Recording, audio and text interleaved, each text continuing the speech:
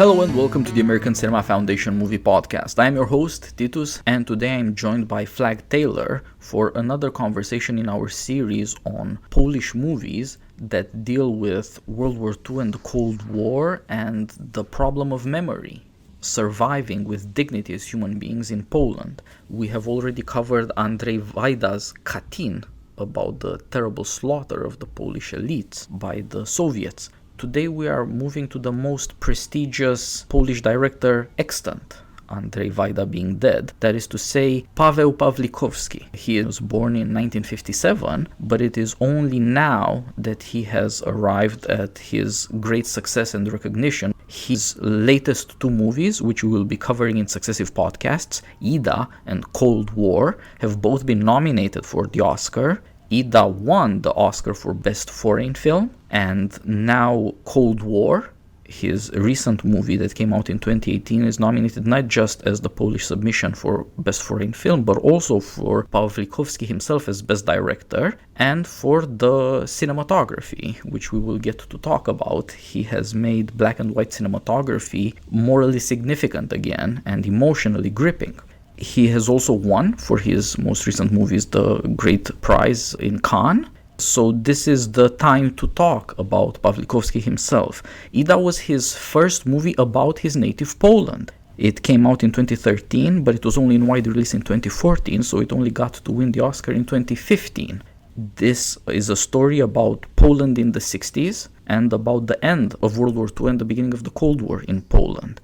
It has a certain relationship to his own life. His paternal grandmother was murdered in Auschwitz because she was Jewish, and this will tie to the story of the film and will show that part of Pawlikowski's return to Polish movies in this decade is also a recovery of his own family's memory and his own relationship to Poland, which is complicated to say the least.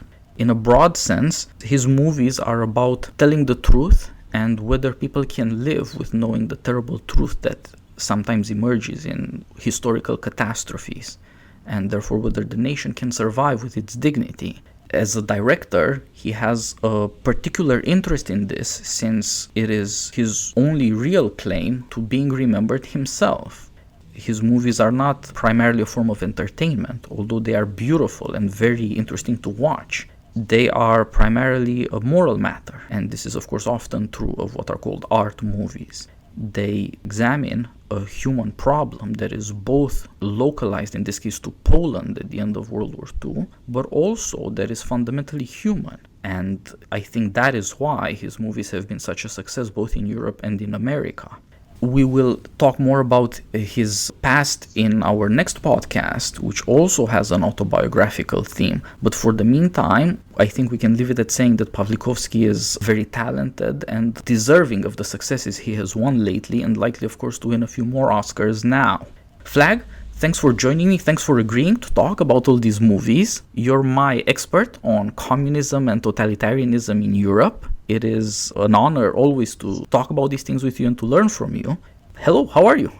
I'm doing really, really well. I'm excited to talk about both of these films, both Ida and Cold War.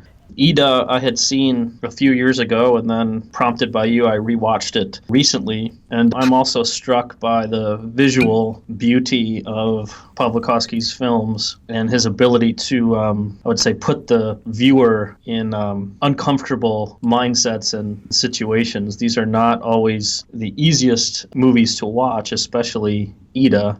But he certainly has quite a talent for using visual beauty and weaving that in with certain kind of characterization that both draws you in, but makes you feel the discomfort and uncertainty and pain that the main characters are feeling.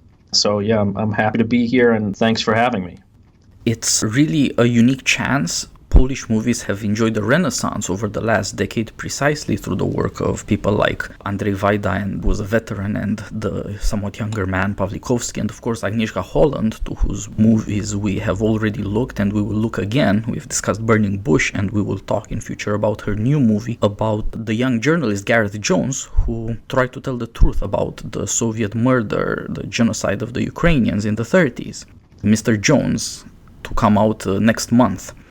This is quite an impressive array of directors who are trying to tell stories that are supposed to explain both what happened to Poland and to Eastern Europe in a broader sense as it was confronted with Soviets and Nazis, and also to give a new moral seriousness both to movies and to people who want to be Polish, or in the case of other movies, German or Czech or indeed Ukrainian.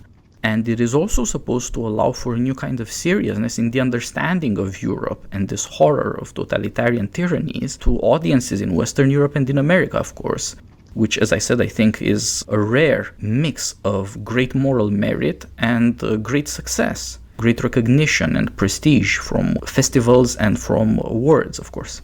Today we're talking about Ida, and so please, Flag, take us through the plot. Sure. This shouldn't take very long. It's a very simple plot. It tells a story in a very finite period of time. When we first meet the main character, Anna, who is a novice. She is living in a convent, and she is weeks away from taking her vows. And we learn that she has one aunt that lives in Poland, and the Mother Superior, the woman who's leading the convent, has sent a letter to Wanda and told her about Anna's intention to take these vows and invited Wanda to come to the service, the ceremony, but has been told that she's not interested. And so Mother Superior encourages Anna to leave the convent and go meet Wanda and explain her intention in taking these vows. Now when Anna leaves, she discovers from her aunt that she is in fact Jewish. Her Jewish name is Ida. She and Wanda go on a mission to sort of uncover the terrible truth about Ida's family's past. We learn that her parents and brother were murdered by Poles during the Nazi occupation.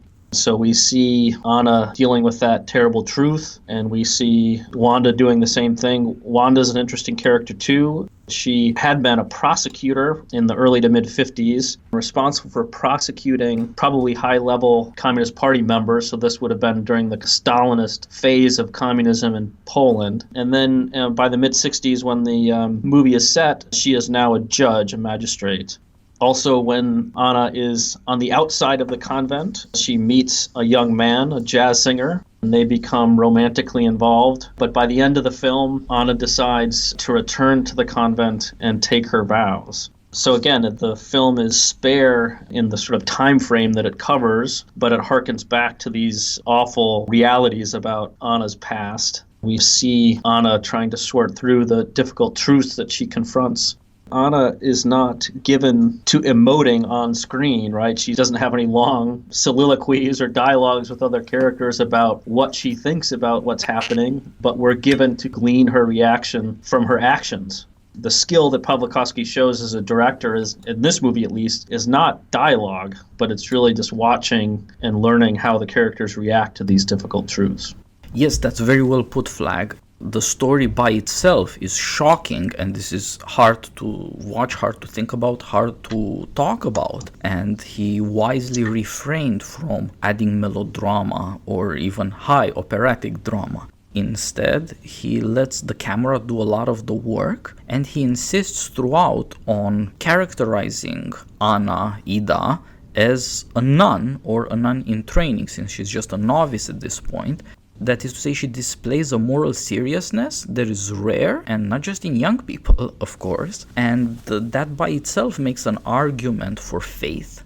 Tacitly, but very strongly suggesting that it is not impossible for human beings to face tragedy and evil worse than tragedy, and make it out fairly sane. Mm-hmm. The black and white movie has a certain vibrancy of its own that I think might teach people all over again why once upon a time black and white movies were so famous. The use of shadows and of lighting suggests to you what is important and elicits sentiments just in the way in real life the flickers of light have the power to do, to attract our attentions and to disturb us in certain ways. There's quite a lot of art put in the service of examining this moral question. How can you live with knowing the terrifying things that you have survived, so to speak? Right. Yeah, and I would also say that it's interesting if you think about what Anna has and has not confronted up to the moment that we meet her in the film. Right. We learned eventually that she was obviously an orphan, but was brought to the orphanage when she was quite small. So she has known nothing of the outside world really at all, I think we have to assume, until she leaves the convent to go meet Wanda. We're forced to really think about what would have enabled her to navigate the confrontation with this horrible reality that she's exposed to. It's not like she has been given by Mother Superior, here's what you can expect when you go outside. Your aunt was a Stalinist prosecutor, none of that. And so it really has to be a kind of inner strength that is developed through faith and the way that she has been raised by these nuns. Yeah, indeed.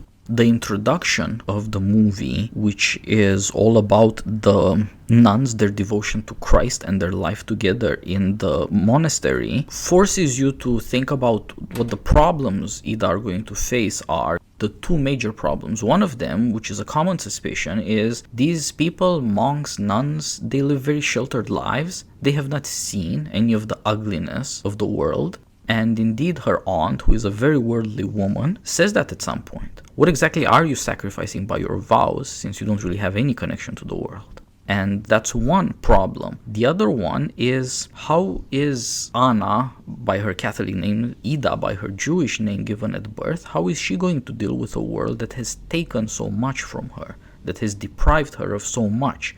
To start with family, friends, childhood, as people commonly think of these things. She has had none of these experiences. You wonder, how will she deal with the world? These things are never said, they are only shown, and the moral strength of the character has an unusual dignity precisely because of her discipline of silence and her ability not to lose her mind or to start shouting in the places where you maybe would expect that. It's rare to find any such discipline, and it's very important to notice the moral argument made by this form of movie making. First of all, this is a short movie. It's 82 minutes on the clock, but actually if you take out the end credits, it's 77 or shorter than that. Pawlikowski does his work very quickly, but he does it in a way that brings the movie very close to a documentary, which is where he started. That was his career in the 90s, his first successful movies, his first awards and international recognition. In this case, the point is asking the question, who could stand in judgment of Poland in the 1960s? Who could be a true witness, unbiased in a way by the past, but also not blind morally to human things? Ida is a pretty good witness to events and to characters, partly because of her own steadiness. She seems to be a sensible girl and to not give in to blinding passions, but partly it would seem to be because of her faith and the religious education she received. Perhaps in good times it would just seem like a young girl who's sacrificing all the nice things and all the fun she could have. But if you think about life in more serious ways, then you begin to appreciate the worth of such an education, since it can preserve people from madness. Yeah. Titus, just to go back to the question that you first mentioned that's brought up by Wanda, this notion that Anna or Ida should be aware of what she's sacrificing. Do you think Anna internalizes that question and that becomes something that drives her, that she takes that idea to heart? Or is it the case that her motivations remain pretty much what they were at the outset of the film? I'm just wondering what you think about how this initial conversation and confrontation with Wanda may or may not change her motivation. I guess my read is that it doesn't change it in any dramatic way.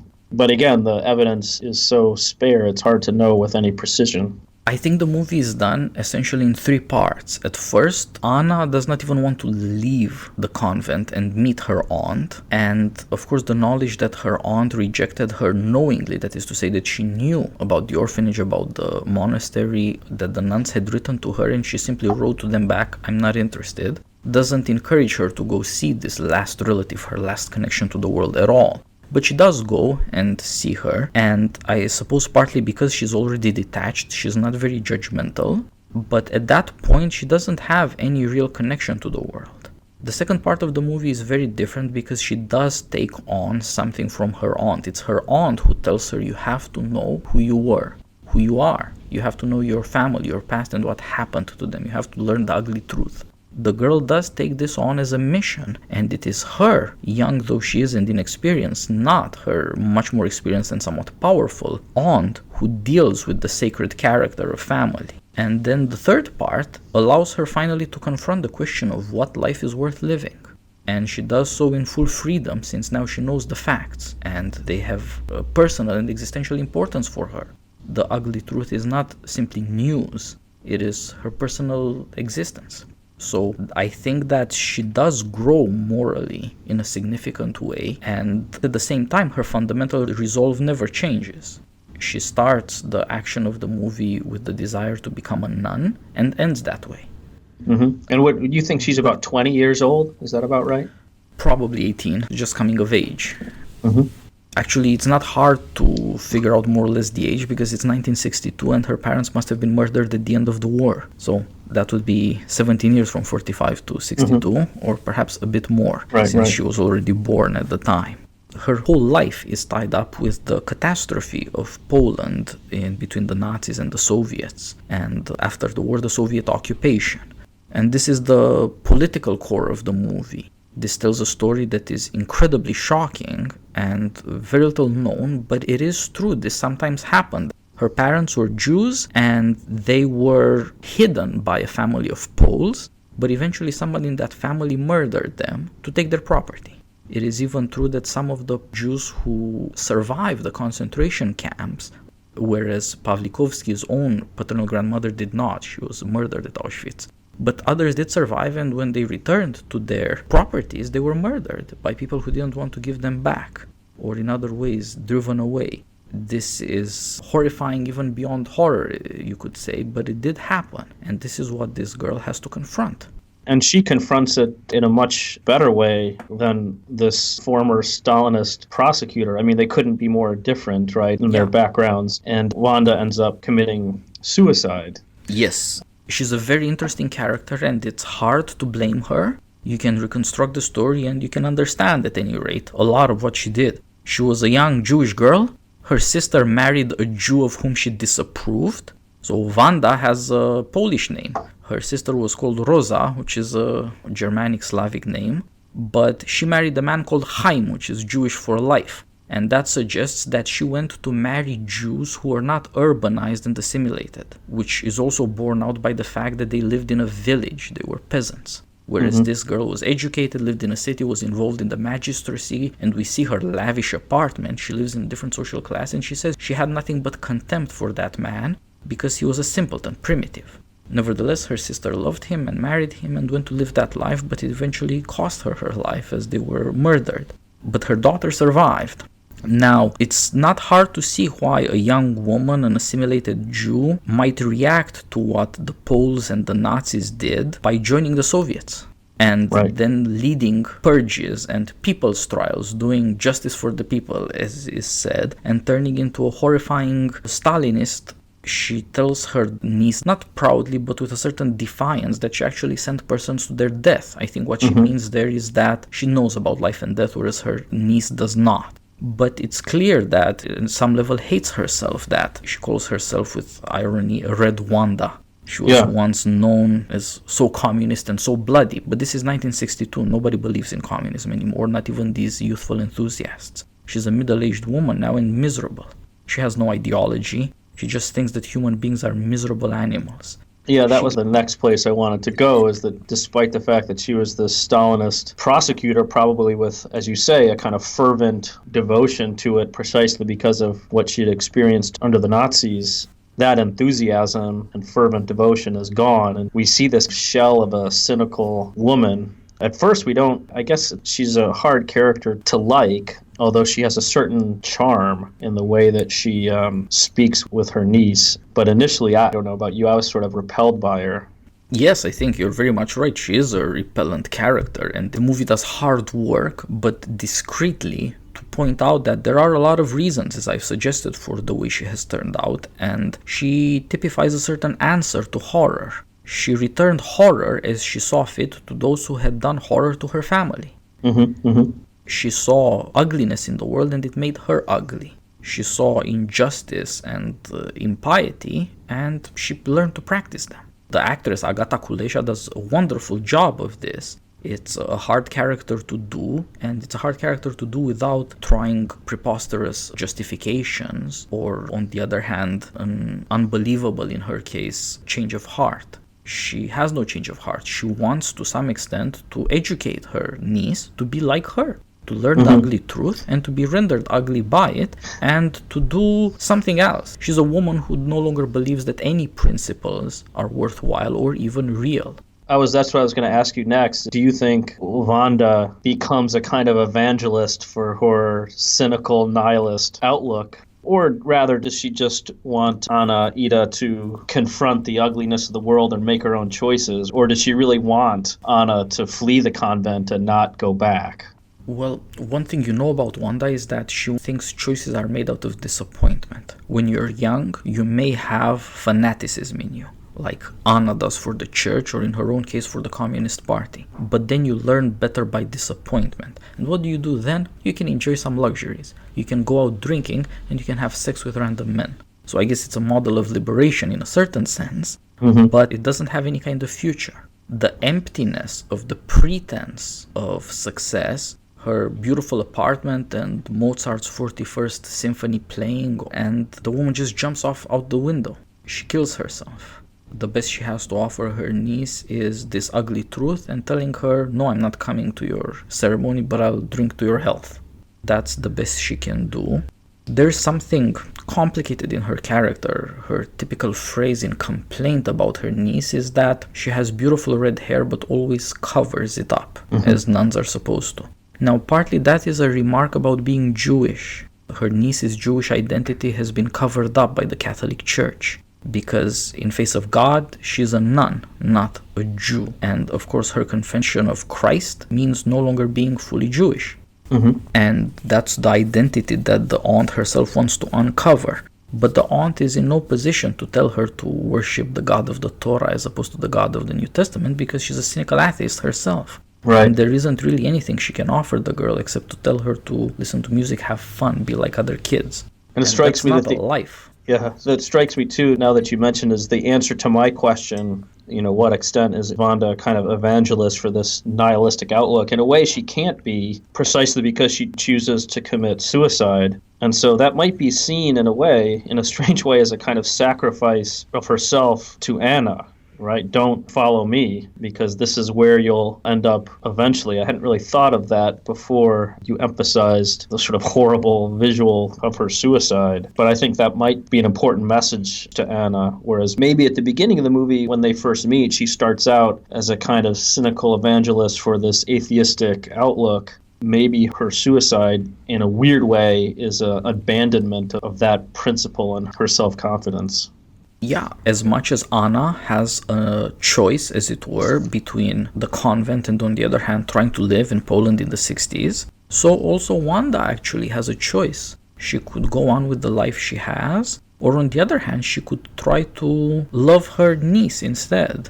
The sign of that, of course, is the invitation to her ceremony, becoming a nun, but she doesn't want to celebrate that. She doesn't believe in that, and she will make no room for it, and to some extent she would rather die. It's because she doesn't feel like she can go on with her life once she has actually found out the ugly truth that previously she had only suspected. This is why it's hard to blame the woman. The whole world that she knew is desecrated, and the new world in which at some point she believed fanatically, communism, has disappointed her too. There literally is no future for her. Right. And this reminds me of a phrase of Leonard Cohen's from the song The Future. It's either Stalin or St. Paul. In some moments of crisis, this is what life looks like. And she cannot believe in Stalin, but she will not follow the church in any way, and it's not hard to see why. Throughout the movie, her niece, the novice, everybody thinks she's already a nun. She's asked for blessings. She's always told, God bless. There's a certain difference that the Poles at that time had for the Catholic Church and the people who serve the church and Christ. That makes sense in older societies. In a way, it doesn't happen anymore. But I think maybe even now, priests and nuns might get a certain difference. Yeah. But for Wanda, that's associated with a society that committed all these atrocities. And it is one of the most poignant moments in the movie that you cannot realize except in hindsight or on a second watching, that it is the wife of the man who murdered Ida, Anna's family, and sent her to an orphanage, that asks her for a blessing for her own daughter. But Anna does give that blessing, and she didn't know what she was doing quite at that time, but she never second guesses that gesture. And that would suggest that the reason Anna doesn't go mad like Wanda does confronted with this horrifying story is that she believes there is a love that conquers everything. Right. You know, they both learn, but it is specifically the young novice who learns that there's this man who murdered her family because he wanted the property. And though they were initially heroes, protectors of these Jews that the Nazis wanted to murder, they later turned executioners. That's a horrifying thing to think about. Yeah. And the man confesses it as a way of burying the past. He says, if you renounce any claim on my property, which the women had never made in the first place, but he was suspicious, then I will take you to their burial part.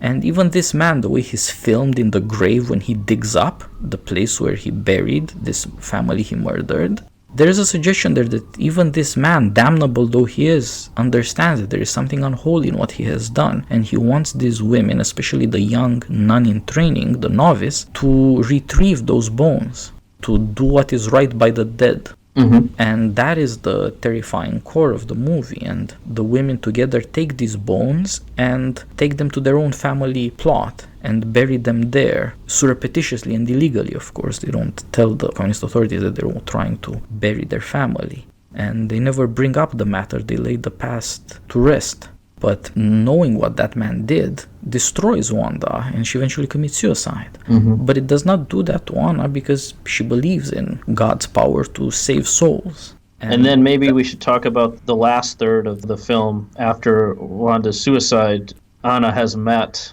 a young jazz musician. I think she meets him when they're at a hotel, when they're trying to find the family that murdered Anna's parents and brother. And so she ends up meeting this young musician, and she listens to their performance in the hotel bar, I think twice. And then eventually Anna chooses to go with him and spend a night with him, and presumably they sleep together, they wake up together, and she leaves. And so I think this is, he explicitly offers her, doesn't ask her to marry him in so many words, but he says, why don't you join me on my tour of different Polish cities as I tour to play my music? We can have a good time. And of course, the movie, she ends up, as you say, going back to the convent. So she chooses, not to join him on this presumably tempting offer in some way. This is her only experience with men. And so she chooses to go back to the convent. So I just wonder what you think about this young man. I think he's maybe a few years older than her. I don't think much older. And he offers her this kind of tempting life of the flesh, I guess you could say. She doesn't take it. And so I wonder, are we to be surprised by this? I think not. I was actually more surprised by the fact that she chooses to sleep with him than I was by the fact that she goes back to the convent. Yeah, I see what you mean, and I think, he's a perfectly nice kid. They first meet him as they're driving, and they give him a lift. He's hitchhiking, he's a nomad. Then they see him perform. He's an alto sax player in a vaguely rock 50s band. They're doing a show for a town that's celebrating its anniversary. Life goes on in all these other places, and people are having fun to nice music. There's nothing wrong with that. But of course, in the context of the movie, this young girl, Anna, by her Catholic name, Ida, by her Jewish name, as she finds out about this past, he seems utterly frivolous. There's nothing wrong with him. He tells her, we'll get a dog, we'll get married, we'll have kids. There's a bit of fantasy in this life, actually. I forgot really about the offer. Yeah. I don't mean that he's dishonest. He seems to be a perfectly nice kid. But they meet him hitchhiking. And then he tells her, so I've got this gig in Dansk. Do you want to join us? We'll be doing stuff. His life on the road. By the seaside, yeah. Yeah. There's not necessarily a lot of future, like he suggests. We'll have a normal life like everybody else, even if it were possible, which it is not for her. So it's somewhat doubtful, but it does introduce, this boy is the personification of things that Anna's aunt Wanda only talks about. The joys of life, what it would mean to be a natural human being, he embodies that. He loves music because it's beautiful and makes you feel good, and you can share it with everybody else, and they like dancing.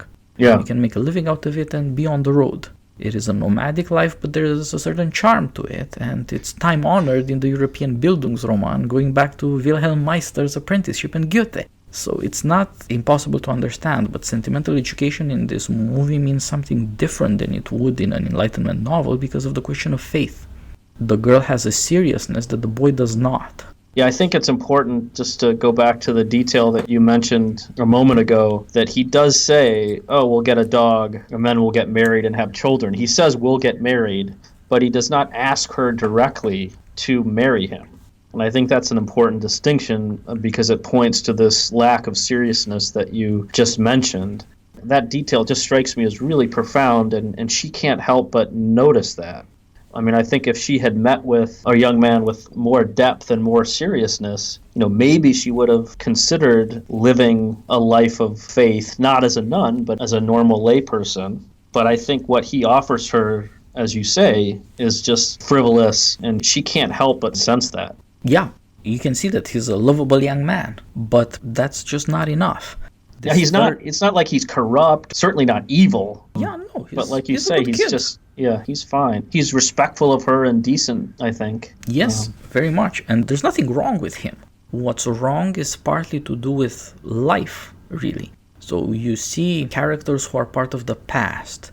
There is the suicidal aunt who has been in certain ways corrupted and in certain ways just broken by the experience of evil even beyond tragedy. Hit her family, hit her country, destroyed her world. And at some point she realized that she cannot live anymore. It's an incredibly depressive idea, but it really did happen. And, suicide is the show of moral seriousness in the aunt. There's a shocking thing to realize. Mm-hmm. And she can no longer believe there's any decent way of life because of very real experiences. She's not making stuff up. She's not insane, or not in the usual sense. Then there's other normal people that you meet in Poland in 1962, and the only ones that are on display are unattractive people, to say the least, and some of them wicked, like the cop who arrests her aunt and keeps her in jail overnight.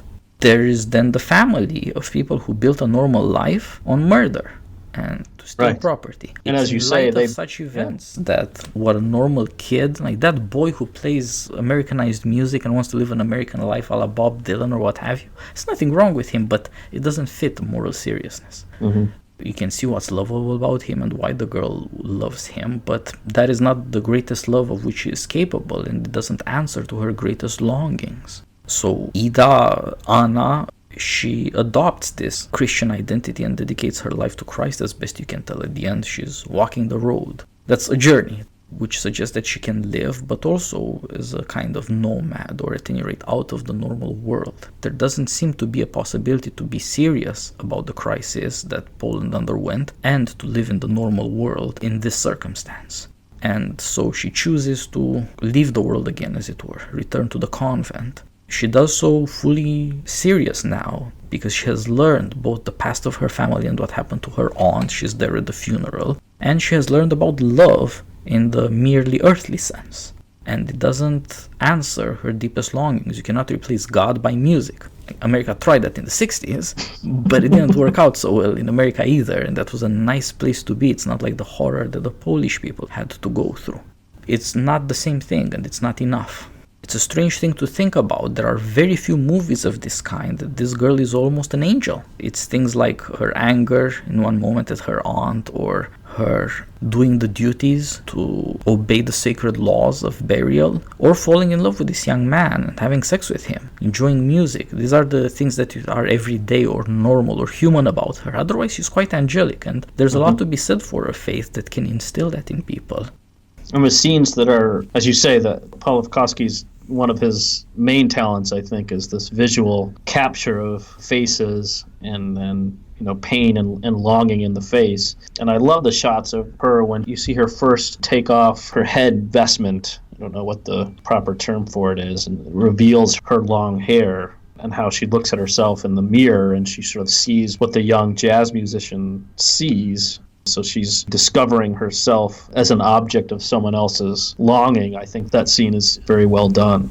Yeah, it's very rare to get cinematography this good in movies. As Armand White, who by the way did not like the movie, noted, it's imitative of Robert Bresson, but it's not just that. It is suffused with faith in a way that modern cinema usually isn't. And that is to say, it lets people to be judged to an extent by their expressions, and then putting that together with their action that just moves you off the screen as you see it. And the men who shot the picture, Richard Lenczewski and Lucas Sal, were nominated for the Oscar for it. And Lucas Sal, who also shot Cold War, the movie he made afterwards, is again now nominated for the Oscar because everybody was spellbound by this cinematography. I think partly that's a kind of easy way out, because if you love the cinematography, you don't have to think so much about its moral and theological concerns or its political concerns. But it is true that it is a very beautiful movie. It's spellbinding. It's hard to say that it's beautiful since it deals with something so terrifying, but that's part of the art of the director. That itself has a character that harkens back to Christianity. There's much in churches and in music and in ritual that is very beautiful, but often what people are talking about is terrifying. Mm-hmm. That unusual combination is very, very rare nowadays. We have a degraded version of it, a combination of sentimentality and cruelty, but not this highly aspirational combination of knowledge about the ugly truth and hope in salvation. In certain ways, being secular just isn't enough for this kind of art. Yeah, she plays Ida with such depth and restraint. Yeah, the movie doesn't work unless she delivers the performance that she does, I think. Yeah, and it's hard. She's a young woman, she's beautiful, but she's not the sort of things you'd see on Instagram or in a Hollywood movie. She can't beg for approval, she can't wow you. She has to persuade you of her inner goodness, and that's really, really hard. I can understand why some people just don't believe her and aren't willing to follow the plot, which suggests the steady strength of her faith throughout. She is tested, it's true, but her soul is not actually in jeopardy at any point. The character of her test is doing what's right by the dead. Mm-hmm. Another unusual and unpopular idea, of course. Right. To carry such a plot as a teenager, that's a lot to ask of an actress. Right, I was very impressed with her. Yeah. Flag, I think we can close on this note. It's a remarkable work of art, and it's good to have a chance to talk a bit about the people who made it. Of course, Pawlikowski, the director, who also wrote the screenplay together with Rebecca Lenkiewicz, and the actresses, Agata Kulesza, who played the aunt, and even more so, Agata Trebukowska, who played Anna or Ida. They are impressive, and there is a small part in the movie, in the musical bar sequence for Ioana Kulig, who will turn out to be the protagonist in the next movie we're talking about, Cold War. These movies are 5 years apart, 2013 and 2018, but this character who was merely an extra in that story becomes the protagonist now, and that's another fascinating movie that will be our next conversation, Cold War, of course. Sounds good. It's been an interesting conversation, and I look forward to the next one on Cold War. Thanks a lot, Flag. All the best.